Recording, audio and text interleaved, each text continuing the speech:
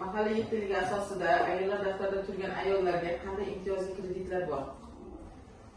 Hozirgi kunda mahalla xalqimizda mahallalarimizga imtiyozli kreditlarimiz mavjud.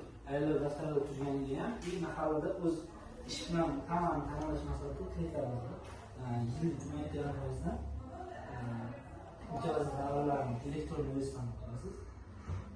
Keyin o'z yo'nalishingiz, masalan, uyingizda tikuvchilik bo'lsa, tikuvchilik masalan faoliyatni rivojlantirmoqchi bo'lsangiz, tikuv mashinalari olmoqchi bo'lsangiz, o'sha tikuv mashinalarini sotib olish bo'yicha ariza berasiz.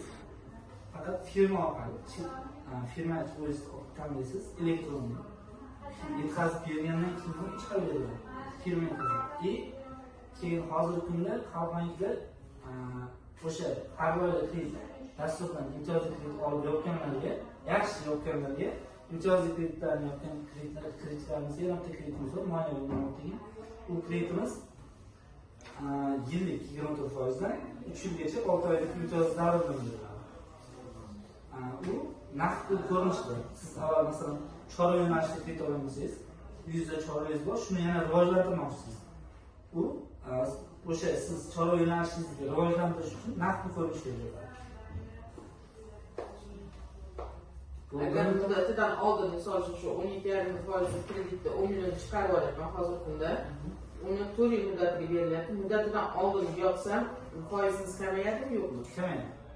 Foiz kamayadi. O'sha siz to'layotgan muddat masalan 4 yil bo'layotgan bo'lsangiz, 1 yilda hammasini yo'qlashsiz, o'sha 1 yillik foiz to'lanadi. To'lagan foiz sizga to'lab berilmaydi. Masalan, to'lamaysiz, siz 6 oyda olsangiz 6 oylik to'laysiz, 1 yilda olsangiz 1 yillik foizini to'laysiz. Agar men misol uchun menda 3 oylik imtiyoz muddat tanlaganman, bu imtiyoz muddatida men foiz to'lamayman, summa to'lamayman. Kamroq to'layman va chiqarilgan summa. O'sha oshiqroq to'lab olsam qanday imkoniyat bo'ladi? Asosiy qarzingizda masalan 10 million olayotgan bo'lsangiz, oyiga masalan 300 ming chiqaradigan bo'lsa, 300 ming summangizga o'rniga siz 1 million to'layotgan bo'lsangiz, 300 ming foizga 1 million 10 millioningizdan asosiy qarzingizni kamayib turadi. O'sha muddatidan oldin to'laysiz.